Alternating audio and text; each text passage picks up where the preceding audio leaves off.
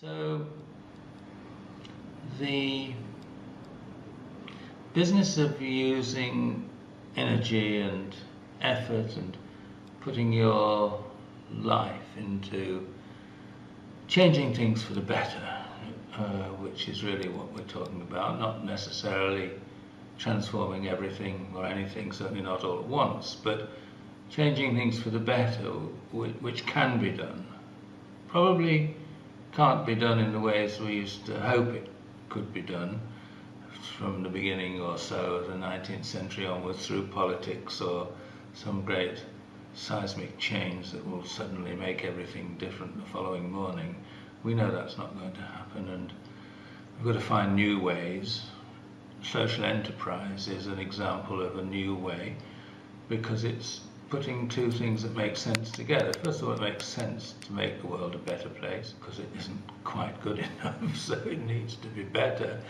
But it makes sense too to find new techniques, new ways of doing it. And the traditional charity model doesn't really even work for the traditional charities. That's why they don't depend on philanthropy. They have shops on the high street, and they find marathons. They find all sorts of ways of raising money in a sort of an entrepreneurial way, because they've got to. You can't just sit around, however successful, whatever your track record is, however august you are. You can't just sit around waiting for people to give you money. It's not like that anymore. You've got to, for example, show impact in a very competitive manner. You've got to show that for the pounds spent, your organisation will exact more impact than anybody else's pounds spent. So it's competitive right away. But also you've got to show that you're good at managing the money, all the pounds, what are you going to do with them? And you've got a lot of other techniques to use and points to make that you would have traditionally associated with business. So you have the two things that need to be put together: the wish, the urge to make the world a better place, and the fact that you have to have a whole new range of techniques to do it. Philanthropy in the old way, as I say, won't do it.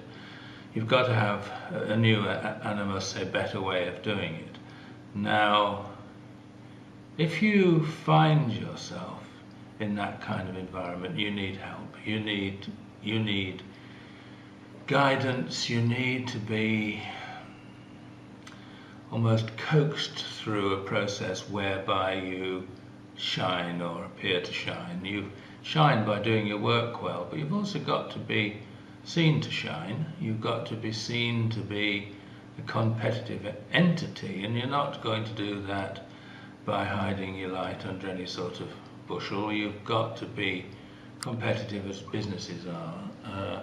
The whole thing about branding and advertising and all those things is to get people to believe that to take a hackneyed example, your washing powder is better than somebody else's washing powder, and you overlook that at your peril, as you do in the humanitarian sector. You've got to perform, and you've got to perform in all sorts of ways that you weren't expecting. So the important thing about good work is that with an enormous amount of experience in the commercial sector, good work comes along and says to people who want to change the world, look, you're not going to do this by sticking your head under your pillow. We've got to get out and do this in an organised, systematic way that draws attention to what you can do and how well you can do it. That would be a noble aim for people who are just coming up with yet another noble aim, but with good work, what you're getting is, and why it's important, a vast experience of actually what makes this work in the commercial sector.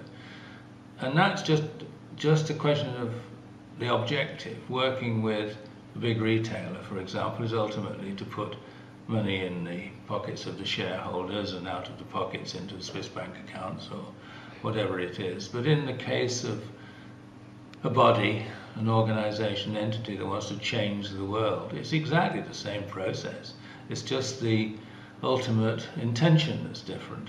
So good work can bring about that change, because good work knows how to although the work of good work is always good, it doesn't necessarily mean that every organisation in the world is doing something good. But you've got to do the same sorts of things if you want to be competitive. So I would say to somebody who wants to do a very useful thing with, I don't know, female genital cutting or something like that, that you're competing with the arms industry. And you better be good at it, because they're good at it. They know what they're doing when they're coming, they're selling weapons of mass destruction or whatever it is.